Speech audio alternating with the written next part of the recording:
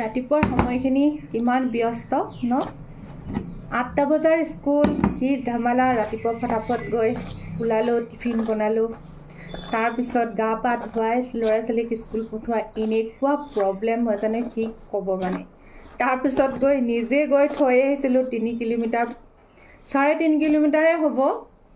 তো স্কুটিৰো অৱস্থা বৰবাদ ইমানেই ৰাস্তা বেয়া কৈছো নহয় পুখুৰী সদৃশ হৈ গৈছে পানীৰে গম পায় যাৰ এনেকুৱা অৱস্থা কেনেকুৱা হয় পৰিস্থিতি গম পাইছে ন তো মই বনাই আছো ব্ৰেকফাষ্ট আমাৰ কাৰণে তো বিশেষ দুটামান কথা পাতো বুলি ভাবিলো মোৰ এক্সপেৰিয়েন্সৰ ফালৰ পৰা কৈছো তো মই নিজেই তেনেকুৱা ধাৰ দিয়াক লৈ মোৰ হাজবেণ্ডকে মানে ৰিকুৱেষ্ট কৰিছিলো আসলতে দি দিয়া তেওঁ সোনকালে বৰ বিশ্বাসত বুজিছেনে মোৰ খুব ইন্টিমেন্টে আছিলে যিয়ে নহয় যে এনেকুৱা হৈ যায়গে নহয় লওঁতা জনে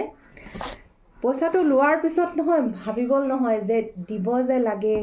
যে নুখুজাকে মই দিওচোন এটা টাইম বান্ধি দিব যে ইমানটো দিম আপুনি হিমানটো সময়ত কেতিয়াও বিচাৰি নাপায়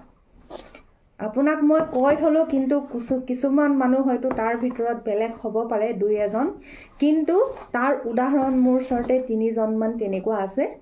যে তাৰ পিছতো আমাৰ কাখৰে ওচৰৰে মানুহ এঘৰ অৱস্থা বেয়া আছিল চলিবলকে দিগদাৰ হৈ গৈছিল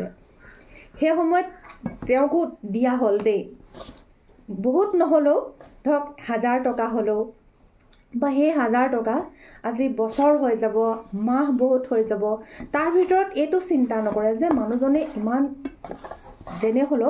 বিপদত ফটকেনে সহায় কৰিছিল ন যে নুখুজুতে দিওচোন বাৰংবাৰ ৰিকুৱেষ্ট কৰি থকাৰ পিছতো আপুনি পইচাটো উলাব নোৱাৰে কিন্তু তাৰ ভিতৰত আৰু এটা উদাহৰণ কওঁ জানেনে এজন বেপাৰী আছিল আমাৰ ইয়াৰে তো শান্তিপুৰৰ আমাৰ ইয়াৰ পৰা 3 কিলোমিটাৰ আগৰ মানুহজন বেংগলী মানুহ তাৰ পিছত তেওঁ বাইক এখনতে এনেকা বেপাৰ কৰিবলৈ আহে এখন কি মফেট নেকি হেখন লৈ পলে তো মানে যিয়ে হওক আমাক সদায় বস্তু বাহানিও দি থৈ যায় দুৱাৰ মুখতে লওঁ খুব ভাল সম্পৰ্ক বহুত বছৰ হৈ গ'ল এটা ঘৰুৱা সম্পৰ্কৰ নিচিনা হৈ গ'ল হা তে সেই মানুহজনক মোৰ সজনা এভেইলেবল আছে যিসকলে মোৰ ভিডিঅ' চাইছে জানে ন এভেইলেবল সজনা তো আহিলে এদিন তেওঁ মই ক'লো যে আপুনি লৈ যাওক অলপ সস্তাতে দি দিম ইমান কুমলীয়া সজনা একেবাৰে কুমলীয়া সজনা 50 টকা কেজিকে দি দিয়া হল 9 কেজি নে 10 কেজি হৈছিল এতিয়া চিন্তা কৰকচোন তেওঁ মাত্ৰ আমাক 200 টকা এটা দিলে বাকিখিনি মানে তেওঁ নেক্সট সানডে দিম বুলি কয় আজিলৈকে সজনা বুঢ়া হৈ পৰি যাবলৈ হল হে তেতিয়াৰ পৰা যে মানুহজনে বিজনেস এইফালে অহা যোৱা কৰিবলৈ বন্ধ কৰি দিলে চিন্তা কৰকচোন যিজন মানুহ সদায় এই সাইটটোত আহে বিজনেস কৰে ন মাত্ৰ 300 টকা মান মোক দিবল থাকি গল হে 300 টকাই ধৰকচোন মানুহজনে 300 টকা দিব লাগে বুলিয়েই মানে এই ৰাস্তাটোকে বন্ধ কৰি দিলে মোৰ মানে মনটোত মোৰ এটুৱে এনেকুৱা লাগিছে যে মানুহ কিয় এনেকুৱা এজন দুজন নহয় যাক আপুনি মৰম কৰি পেলাই যাৰ বিপদত আপুনি সহায় কৰিব নহয় আপোনাৰ প্ৰয়োজনত তেওঁ কল এটাও নকৰে বহুত জুন আপোনাৰ লগত ইন্টিমেন্ট আছিল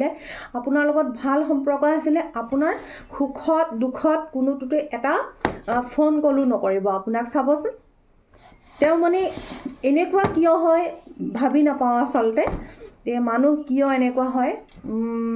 মই মানুহ হিচাপে মই কিন্তু এনেকুৱা খুব বেয়া পাওঁ গতিকে যিসকলে মোৰ লগত সম্পৰ্ক কৰিছে কেতিয়াবা মোৰো দৰকাৰ হ'ব কিন্তু ময়ো হে মানুহ কিন্তু মই এনেকুৱা প্ৰকৃতিৰ মই নিজে হৈও বেয়া পাওঁ আৰু মোৰ দ্বাৰা অন্তত মানুহ ভুক্তভোগী নহব হয়তো মই এটোৱে এটা মেসেজ দিলো যে সক এনেকুৱা যদি উলাই যায় নহয় হে নেক্সটত আৰু কোনোবাই কাৰবাক সহায় কৰিবলৈ আগবাঢ়ি নাহে এতিয়া ময়ো এজন নেক্সট টাইমত এজন বেপাৰী এ যোৱা তুমি চলি লোৱা বিক্ৰী কৰি লোৱা মোক কব 50 টকা কেজি দি একদম প্ৰথম কুমলীয়া সজনা কেজি হিচাপত দিবনে তথাপিও কৈ দিছিলো যে চোৱা তুমি বিক্ৰী কৰি লোৱা তাৰ পিছত পইচাটো দিবা কিন্তু মানুহে ভালৰ মূল নবুজে গম পায় মোৰ কিছুমান কথা নহয় তামাম খং উঠি থাকে বস্তুটো যে মানুহ হসাকেই মানে